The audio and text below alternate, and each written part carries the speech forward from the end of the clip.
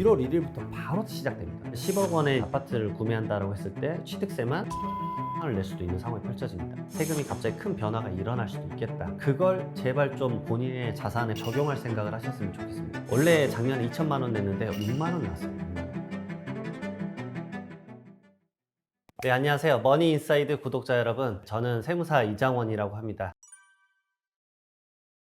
부동산 세금을 좀 말씀을 많이 드리겠습니다. 이 부동산 하면 주택 부분을 사실 빼놓을 수가 없어요. 왜냐하면 부동산 대책이 대부분 주택에 한정돼서 많은 부분들을 말씀을 하고 있기 때문에 이 부분들에 대해서 이제 앞으로 어떻게 될 건지 얘기를 한번 드려보도록 하겠습니다. 사실 지금 부동산 시장이 좀 주춤하니까 그것에 대해서 이제 뭐 한숨 쉬시는 분도 있고 가격이 어떻게 될 것이냐, 올라갈 것이냐, 내려갈 것이냐 뭐 이런 걱정도 하실 건데 그 중에 하나가 시장 상황이 안 좋을 때는 방어적 기제로 그러면 세금이라도 좀 더 줄이거나 진입 포인트는 어떻게 잡을 것이며 진입할 때 내가 내는 세금은 어떤 건지 이런 부분들에 대해서 알고 싶어 하는 부분들이 많거든요. 그래서 이제 이 주택 부분에 대해서 취득, 보유, 처분 단계에서 좀 말씀을 드려보면 사실 저도 이게 세제 개편안이 매년 7월 말에 나오는데 그때 이 부분들에 대해서 긍정적으로 나오길 바랬습니다. 그런데 실질상으로는 이제 뚜껑을 열어봤을 때 세제 개편이 된 게 하나도 없어요. 한편으로는 이제 하나도 없다라는 얘기는 뭐냐면 기존에 있던 제도를 내가 2024년도까지 다 써야 된다라는 생각을 꼭 하셔야 됩니다. 그러니까 세제 개편안이 바뀐 게 없으니까 공부를 하는 게 필요가 없다라고 느끼시는 게 아니라 그러면 이 똑같은 상황이 1년간 지속될 것인가? 아니면 어떤 현상에 의해서 이게 도중에 바뀔 수도 있을 것인가 이런 것들에 대한 고민을 지금 할 필요가 있다라는 거죠. 그러면 이거 상황을 그대로 넉넉히 보고만 있을 것이냐 그건 아니라는 거죠. 결국은 이제 24년 1월 1일부터는 다른 세금들에 대해서는 적용이 시작될 건데 하나의 이슈가 있죠. 24년에 어떤 이벤트가 있죠. 이 4월 10일 날 총선이 있습니다. 이 총선의 결과에 따라서 약간은 의견이 바뀔 수도 있어요. 어쨌든 지금 상황에서 좀 말씀을 드려보면 취득세부터 좀 말씀을 드리겠습니다. 주택은 취득세에 대해서 아직까지 중과세 스탠스가 계속 유지가 되고 있죠. 조정대상 지역은 2주택부터 중과세죠. 일반적인 매매 취득세가 1%에서 3% 정도 내게 되어 있어요. 그러니까 그 정도는 감내할 만하죠. 내가 10억짜리 주택을 산다 그러면 뭐 3천만 원 정도의 취득세를 내는 겁니다. 그래서 그것에 대해서는 오케이 알겠어 라고 이제 생각할 수 있겠지만 조정대상 지역은 2주택부터 비조정대상 지역은 이제 3주택부터 8%의 세율을 받게 돼요. 갑자기 이제 8천만 원을 내야 되는 상황이 펼쳐지죠. 사실 농어촌 특별세나 그 관련된 추가 세금까지 합쳐지면 8.4%, 그 다음에 국민주택 규모를 초과하면 9%를 내야 됩니다. 9천만 원을 내야 되는 상황이 펼쳐지기 때문에 부담감이 아주 커질 수밖에 없습니다. 거의 3배가 커지는 상황이기 때문에. 거기다가 조정대상 지역이 3주택 이상, 비조정대상 지역이 4주택자 이상이면 취득세가 12.4%, 그 다음에 국민주택 규모를 초과하게 되면 13.4%가 됩니다. 그러면 10억 원의 이제 아파트를 구매한다라고 했을 때 취득세만 1억 3,400만 원을 낼 수도 있는 상황이 펼쳐집니다. 이 취득세만 1억 원의 차이가 난다는 거죠. 그렇기 때문에 이 취득세에 대한 개정안이 빨리 통과되길 바라는 분들이 많으실 거예요. 그러면 이제 이 영상을 처음 보신 분은 취득세 개정안? 개정 안 됐다면서? 라고 말씀을 하실 수도 있는데 2022년 12월 21일 날 행정안전부에서 보도자료가 이미 나왔었습니다. 취득세를 2주택까지는 모든 중과세율을 없애고 3주택부터는 전부 다 절반으로 줄여주자 라는 취득세 개편안이 있었어요. 물론 거기에는 증여취득세에 대한 개편안도 똑같이 절반으로 줄여주자라는 게 있습니다. 근데 결국은 이게 지금 통과되고 있지 않으니까 많은 분들이 목이 빠져라 기다리고 있는 거죠. 근데 이제 저는 한편으로 이런 생각을 합니다. 그 취득세 개편이 되더라도 3주택부터는 모든 취득세가 이제 절반으로 줄어든다는 얘기는 한편으로는 긍정적일 수 있겠지만 다른 한편으로는 무슨 말이냐면 앞으로는 주택수가 3채 이상이면 취득세는 계속 똑같이 중과로 쭉 이어질 수 있다는 겁니다. 예전부터 과거의 정권까지 지켜봤을 때 주택은 약간의 부동산 불패, 부동산 신화라고 했잖아요. 그러니까 주택을 취득을 하면 특히나 우리는 아주 정형화된 상품인 아파트를 취득하면 그것에 대한 자본 손실이 발생하지 않을 거라고 항상 인지하고 있으세요. 하지만 앞으로는 취득이 주택 수로 계속 제재가 된다 그러면 이 주택 실수요자들이 전반적으로 많이 줄어들 수도 있고 투자 수요도 많이 줄어들 수 있기 때문에 그것에 대해서 한 번쯤은 더 생각을 해볼 필요가 있다고 생각이 듭니다. 물론 이제 인구가 집중되는 서울 수도권에 대해서는 약간 예외적인 현상이 있을 수 있겠지만 그 외지역에서는 인구가 소멸한다거나 거기다가 취득세 중과까지 계속 적용이 된다고 한다면 주택이란 상품에 대한 매력도는 많이 떨어질 수도 있다는 거죠. 자, 취득 부분은 이렇게 좀 말씀을 드리고요. 그 다음에 보유 쪽으로 넘어가겠습니다. 보유할 때의 세금은 이제 재산세와 종합부동산세가 대표적입니다. 근데 재산세 같은 경우는 거의 일반적으로 모든 사람이 내기 때문에 일반적인 세금이어서 별외로 하고, 종합부동산세가 이제 특별하게 좀 고가의 주택을 갖고 있을 때 말 그대로 큰 거액의 세금을 내는 경우가 있었는데요. 올해 이제 곧 종합부동산세 시즌입니다. 이 종합부동산세 시즌이란 말은 뭐냐면 2023년에 종합부동산세 과세 기준일 6월 1일입니다. 6월 1일자에 주택을 갖고 있는 사람이 종합부동산세를 내게 돼 있어요. 근데 그 고지서가 언제 날라오느냐? 바로 12월 달에 날라옵니다. 12월 1일부터 12월 15일까지 이 기간 동안에 날라오죠. 이 고지서를 받고 나서 여러분들은 납부를 하셔야 돼요. 근데 제가 장담을 할 수 있습니다. 작년에 비해서 이 납부하는 사람들의 대상자 수가 확 줄어들었어요. 여러 가지 요인이 있죠. 첫 번째로 기본 공제가 올라갔습니다. 6억 원에서 9억 원으로. 그다음에 1세대 1주택자는 기본 공제가 11억 원에서 12억 원으로 올라갔어요. 그리고 전국적으로 공동주택 가격과 개별주택 가격, 즉 종합부동산세를 계산하는 이 과세 표준이 전국적으로 20% 가까이 떨어졌어요. 왜냐? 작년부터 올해까지 부동산 가격이 정말 아주 대폭적으로 이 조정을 받았기 때문에 그렇죠. 그러니까 이 종합부동산세를 내는 과세 대상자분들이 거의 다 없어졌을 거라고 첫 번째로 비춰지고요. 두 번째로 내더라도 급격하게 줄어들 겁니다. 그래서 지금 이 영상 보실 때 종합부동산세 고지서를 받았다 그러면 난 작년에 얼마 냈었지? 기억을 한번 더듬어 보시면 대폭 줄어든 걸 느끼실 수 있을 겁니다. 제가 최근에 상담하셨던 분은 원래 작년에 2천만 원 냈는데 올해 얼마 정도 낼지 예상세액을 계산을 해봤는데 6만 원 나왔어요. 6만 원.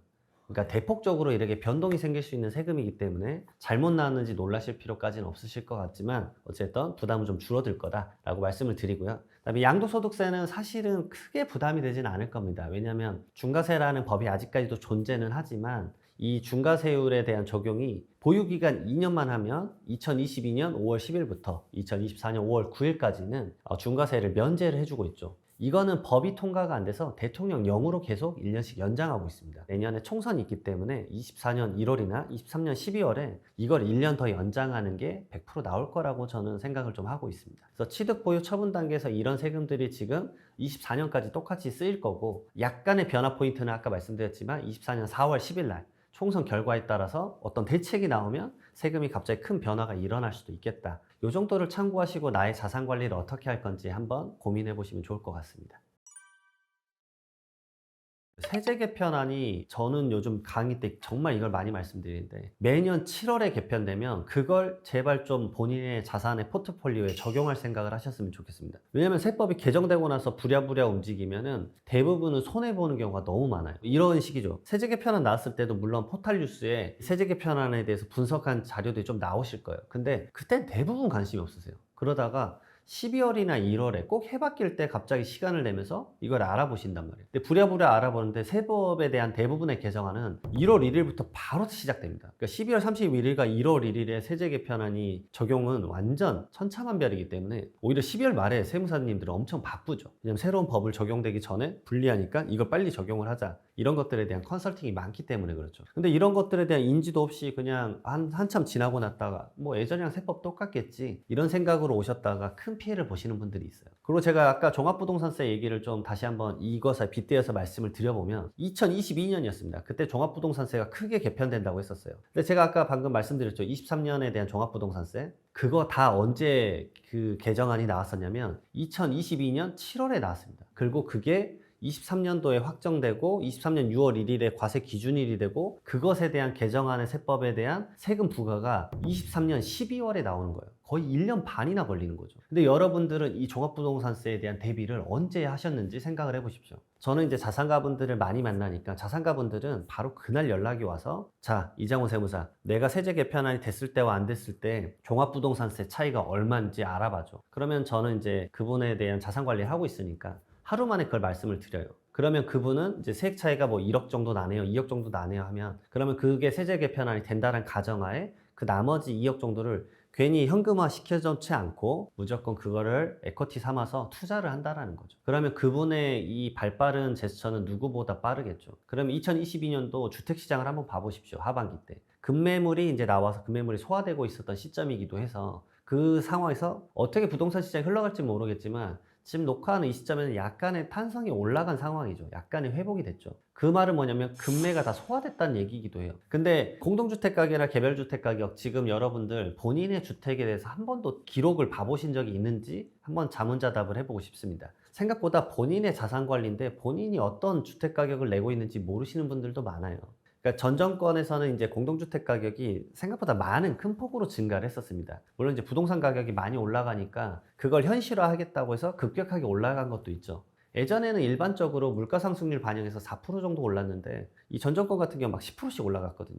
그러다가 지금 최근에 23년도에는 갑자기 그걸 거의 한 20% 다운을 시킨 상황이기 때문에 이 부동산 시장에 따라서 가격이 또 변동이 될 수는 있겠지만 공동주택 가격이나 개별주택 가격의 변동폭에 따라서 내 아이 세금이 크게 큰 폭으로 변동될 수 있죠. 갑자기 급격하게 튀어오르는 거는 지금의 경제 상황으로 비춰봤을 때는 24년까지는 좀 힘들지 않을까라는 생각을 좀 해봅니다. 누구보다 빨리 움직이기 위해서는 본인의 자산에 앞으로 바뀔 것들에 대해서 미리미리 시나리오를 한번 고민해 보시는 게 상당히 중요하다고 말씀드립니다. 많은 분들에게 도움이 되겠다라고 느끼는 게 저는 이번에 증여세 개편 중에 혼인시 결혼자금이라는 게 있습니다. 말 그대로 자녀가 혼인을 하면 위에 직계존속이 증여를 1억 원을 더해 줄 수 있습니다. 대한민국의 지금 증여재산 공제는 5천만 원입니다. 10년간 5천만 원이에요. 9년 전에 5천만 원을 줬다 그러면 지금 자녀에게 증여를 한다 그러면 바로 세금을 내야 되죠. 왜냐 증여재산 공제를 이미 다 써먹어 버렸기 때문에. 이제 물론 가정은 증여재산 공제가 똑같이 다 5천만 원일 때 가정입니다. 근데 여기서 어떤 문제가 생겼냐면 자산 가치가 엄청 많이 올랐어요. 거기다가 주택 취득 자금을 할 때는 지금 주택 취득 자금 소명을 써야 되고 전월세, 보증금 이제 6천만 원, 그다음 월세 30만 원 이상의 내가 전월세를 살게 되면 전월세 신고서도 지금 다 제출해야 됩니다. 그 말은 뭐냐면 자녀가 경제적 여력이 안 되지만 독립을 원해서 그때 독립을 할 때 자녀에게 부모님이 마음이 다 똑같지 않습니까? 좀 보태주고 싶다란 말이죠. 전세자금 좀 보태줄 수도 있어요. 근데 그게 이거 증여네요 하고 포착해가지고 증여세 세무조사가 발생한다거나 이런 일들이 많았기 때문에 정부 차원에서도 이렇게 하게 되면은 큰 피해를 입을 수 있다. 근데 특히나 이 대상자가 주로 누구냐면요. 여러분들 생각해 보시면 내가 갑자기 전세로 큰 데로 이동을 가거나 아니면 새 집을 산다. 이런 개념은 주로 언제 발생하냐면 자녀의 결혼 시점 때 발생합니다. 그러니까 자녀의 결혼 시점 때 갑자기 덥석 큰 돈을 줄 수밖에 없는 상황이 펼쳐진다라는 거죠. 그러면 그때 예전 같으면 이게 조사가 거의 없었을 거지만 방금 말씀드렸던 두 가지 사항 때문에 요즘은 생각보다 이것을 정부 측에서 면밀히 들여다보고 있다는 거죠. 그래서 그것에 대한 취득자금 소명 조사나 이런 게 많이 일어나고 그게 신혼부부들에게 불편함을 줄 수 있다는 관점을 어느 정도 이 세법에 투영한 것 같습니다. 근데 결혼을 했다고 정부에서 돈을 줘버리면 이거는 위장 결혼이 엄청나게 늘어날 수 있다는 거죠. 출산 같은 경우는 아이가 나왔기 때문에 출산에 대해서는 직접적인 도움을 줄 수 있겠지만 결혼 같은 경우는 그게 좀 힘들다는 얘기죠. 그러니까 결국은 정부 차원에서 생각한 거는 민간에 위탁을 하자는 시스템으로 이걸 한 것 같습니다. 그래서 결혼 전 2년과 후 2년 동안에 이 1억 원의 추가적인 증여를 하더라도 5천만 원과 별개로 1억 원을 더 줄 수 있다는 거죠. 그럼 신랑 측에서 1억에 1억 5천, 신부 측에서 1억 5천을 받으면 총 합계가 3억 원 정도가 되실 거예요. 그러면 대부분 웬만한 지역에 전세금 정도는 마련할 수 있으니 그걸 토대로 이제 생활의 시작을 좀 해봐라. 신혼의 생활을 시작해보라는 의도에서 이 결혼 시 이 증여재산 공제에 1억 원이 추가가 될 것으로 비춰집니다. 물론 다양한 변수도 있습니다. 결혼하려고 했다가 파혼이 됐으면 어떻게 해야 되냐 이런 이슈도 있기 때문에 그런 것들을 좀 면밀히 법이 확정된 다음에 살펴보시면 좋을 것 같아요. 왜냐면 아직 다 법이 완전하게 확정된 게 아니고 이것에 대한 확정은 대부분 23년 말이나 24년 1월에 아마 될 확률이 높습니다. 그래서 확정되면은 이 제도를 어떻게 활용할 것인가, 단순히 내가 현금을 줄 것이냐 아니면 내가 주택을 부담부증의 형태로 줄 때 그 부분에 대해서 증여세를 좀 적게 내게끔 만들 것이냐, 그런 것들에 대한 고민 한번 해보시면 좋을 것 같습니다. 사실 지금 상황에서는 총선 결과에 따라서 어떻게 움직일 건지에 대한 대비만 하시는 게 맞다고 봐요. 왜냐하면 24년 1월 1일부터 이렇게 갑자기 혁신적으로 딱 바뀌는 세금이 지금은 없는 타이밍이기 때문에 지금에 대한 자산관리 형태는 꼭 똑같이 가시기는 하겠지만 24년에 총선 결과에 따라서 대책이 하나 나올 수도 있겠구나. 이게 여당이 이길지 야당이 이길지 모르겠지만 누가 나오든 간에 어떤 대책의 변화는 움직일 수도 있다는 거를 좀 말씀을 드리고 싶습니다. 이미 23년 7월에 대한 세제 개편안이 안 바뀐다는 걸 알고 시나리오를 어떻게 짠 것과 그 다음에 총선의 결과가 어떻게 날 건지에 대해서 A 플랜, B 플랜을 짜고 움직이는 건 또 다를 수 있다는 얘기죠. IT 산업과 반도체를 전체적으로 함께 볼 생각입니다. 왜냐하면 반도체는 IT 산업을 이루는 근간이고 핵심이 되기 때문에 최근 서울에서는 물 들어왔을 때 노져야죠. 대형 평수 아파트 하나, 소형 하나, 한가 하나 바꿔도 돈이 남아. 이것만 아셔도 부동산의 가격 전망을 어느 정도 하실 수 있다.